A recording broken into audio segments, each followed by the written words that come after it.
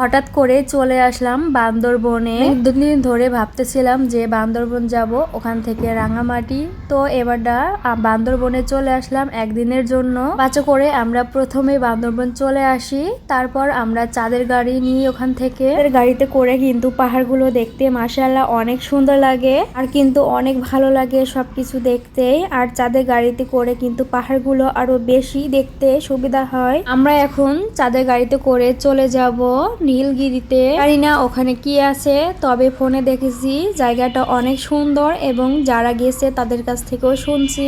আমরা এমনিতেই ঠান্ডার ভিতরে গিয়েছি, এত বাতাস প্রচুর, আর চাঁদের গাড়িতে কিন্তু এমনিতেই প্রচুর বাতাস থাকে। আর সকাল টাইমে গেছিলাম, মেঘগুলা মনে হচ্ছিল ভেসে আসছিল, মনে হচ্ছিল হাত দিয়েই ধরা যাবে। তো মাঝপথে চাঁদের গাড়িটা একটু থেমেছিল এই মেঘগুলা দেখার জন্য। তো আমিও দাঁড়িয়ে দাঁড়িয়ে একটু রোমান্টিক সিন করতেছিলাম।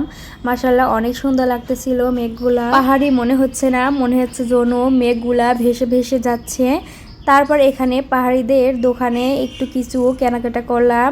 এখানে তেমন কিছুই না, তবে পাহাড়ি ফলগুলো আছে এখানে। পাহাড়ি ফল কিনে আমরা চলে গেলাম আরেকটা লোকেশনে। এই জায়গাটার নাম মনে নাই, তবে অনেক উঁচু। এখানে 20 টাকা করে টিকিট কাটতে হয়।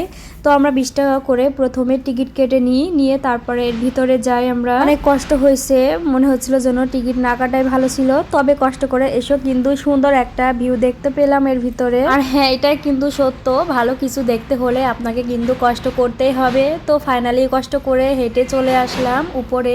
তো এখানে কিছু ছবি তুলে নিলাম। ওখান থেকে আমরা চলে আসলাম নীলগিরিতে। তো এই হচ্ছে নীলগিরি রিসোর্ট। তো রিসোর্টের ভিতরে এখানে কিন্তু টিকিট কাউন্টারে আপনাকে টিকিট কাটতে হবে। আমরা এখানে টিকিট কেটে ভিতরে প্রবেশ করলাম। তো প্রবেশ করে দেখতে পারলাম কয়েকটা বিল্ডিং আছে। তো এখানে হয়তোবা অনেকে এসে ভাড়া থাকে। আর ভিতরে এসে দেখতে পারলাম প্রচুর রোদ, আর রোদের কারণে কিন্তু আশপাশের ভিউগুলা মাশাআল্লাহ অনেক সুন্দর লাগতেছিল। তবে পাহাড়ে উঠতে অনেক কষ্ট হচ্ছিল, যেহেতু বাচ্চা কাচ্চা ছিল আর 2 বাচ্চাকে নিয়ে আসছিলাম এখানে। তো বাচ্চাদেরকে নিয়ে আসলে যে কতটা কষ্ট হয় সেটা যাদের বাচ্চা আছে তারাই বুঝতে পারবে। তো যাই হোক, বাচ্চাদেরকে রেখে তো আর আসা যায় না, তো বাচ্চাদেরকেও তো একটু আনন্দ দেওয়া উচিত, ঘোরাফেরারও দরকার।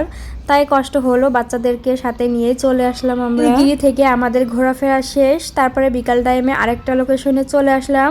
মাশাআল্লাহ এখান থেকে কিন্তু ভারতের বাড়ি ঘর দুয়ার সব দেখা যায়। তো এখান থেকে বিল্ডিংগুলো দেখা যাচ্ছিল ভারতের, অনেক সুন্দর লাগতেছিল। আর সব থেকে আমার এই জায়গাটাই ভালো লাগছে। তো মাশাআল্লাহ এত ভালো লাগছে এই জায়গাটা, মানে সব থেকে এই জায়গাটাই ভালো। আপনার নীলগিরি থেকেও কিন্তু এই জায়গাটা আসলে অসাধারণ। তো এখানে একজন গান গাইতেছিল, সেটা ভিডিও করে নিয়েছিলাম আমি। আপনাদের কাছে ভিডিওটি কেমন লাগছে অবশ্যই কিন্তু কমেন্টে জানাবেন। আর আজকের ভিডিওটা এই পর্যন্ত, সবাই ভালো থাকবেন, আল্লাহ হাফেজ।